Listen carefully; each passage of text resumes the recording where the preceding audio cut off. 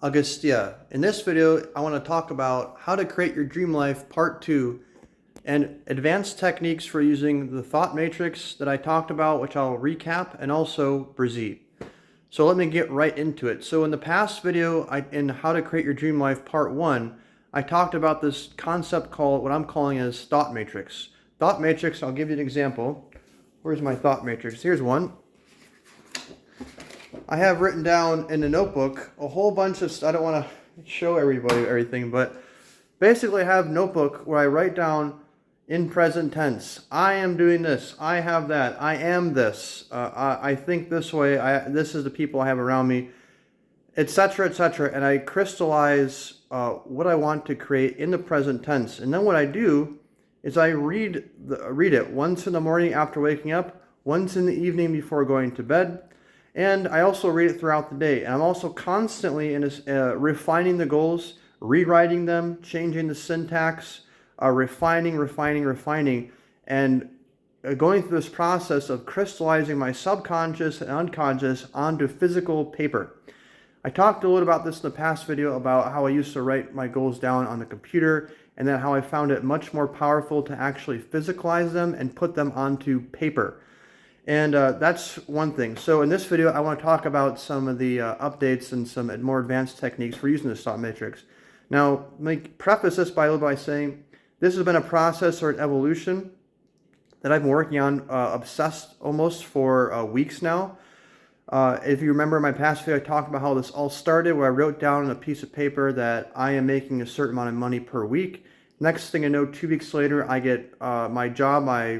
I leave my current job that I was at for 10 plus years, and then within a week or so after that, I find out that I got a part-time job that's paying me 3 times as much money per hour that I was making in another job. I also have 2 income opportunities, 2 of them which are going to be giving me a lump sum of up to 6 figures. I just found out recently, and also increasing my monthly income, my passive income, from $1,500 to $3,000 from disability benefits, all without having to do really anything. So there's been a lot of things that have been happening, and I can share more stuff, maybe I will, but I want to get into the techniques of this. So as I've been doing this, I've been getting more and more like downloads, insights on what to do and how to make this more powerful. One of the things that I've been doing is, instead of just reading the goals, you speak them out loud. And when you speak them out loud, even when you're reading them or speaking them, I do both, you do it as if they're already done. You are speaking it so they're written in the present tense, and you're speaking them as they are in the present tense, as if that's your life right now.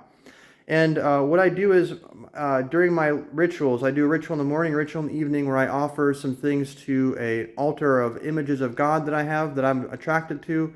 And part of that ritual is I will go in front of that altar on my knees, and I will read, I am doing this, I have this, and I read it out loud, and of course I pray for the blessings for that to manifest. And that's been super powerful, and I'll tell you why. When I speak it out loud, it changes, number one, it changes the energy.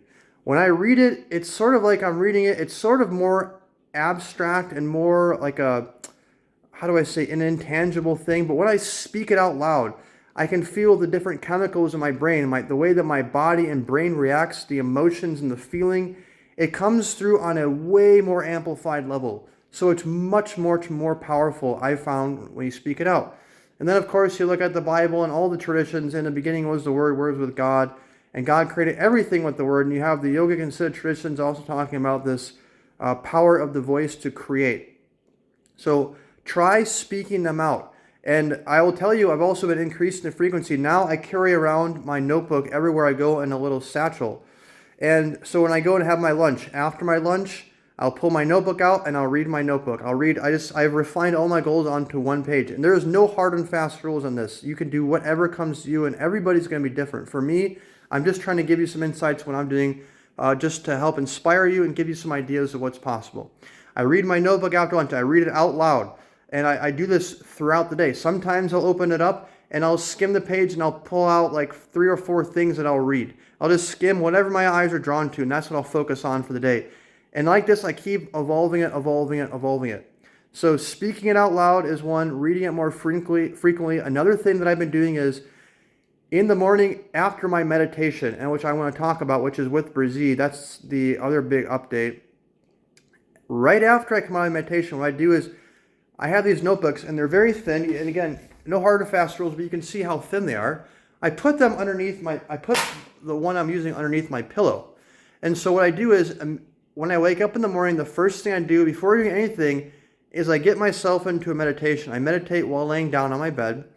And then if you sit up, you can do the same thing if you sit up. And as soon as I come up in my meditation, the first thing I do is, before I even open my eyes, I roll and I get the notebook under my pillow, I open it up, and I read that. So my eyes, I'm coming out in this very powerful, elevated state. I set my eyes on the notebook and I start reading it. That I've found is also very, very powerful. What I'm noticing by speaking it and doing this is I'm having these thoughts throughout the day as I'm walking around. And they are so powerful now that they're like mantras. When I say they're like mantras, if you ever work with a mantra like Brizzy or Shri Brizzy or Om or anything like this that you've gotten from a master who's able to get a mantra, and you get to a point where that mantra, it just feels powerful. When you say it, it elevates you. You don't know what it is. When I say these little affirmations or words, they're almost more powerful and felt for me than the mantras sometimes. So I'll be walking around the salad. I am doing this. I am just walking around talking, or thinking it. Keeping them going. And sometimes I'll get into myself into a free flow where I just start freestyling affirmations without reference. And a lot of times why I carry my notebook around is I'll write stuff down. I find that when I start speaking out and just randomly speaking through ideas, that I get ideas and I write down and capture them. And then those become some of my most powerful affirmations. That there's something different about speaking through it than just kind of thinking about it. And so good way to test your goals, because you always want to have goals or affirmations or whatever you want to call them that inspire you. By inspiring, there should be an emotional feeling. A good way to test them is when you start speaking out loud. Then you'll start seeing what you're really attracted to, what really triggers you, and what's kind of just like, not so much.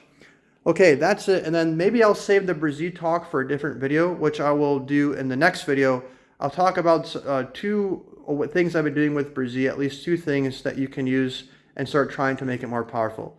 Okay, so I wish you well, and please leave comments and questions underneath this video if you have anything to share. God bless.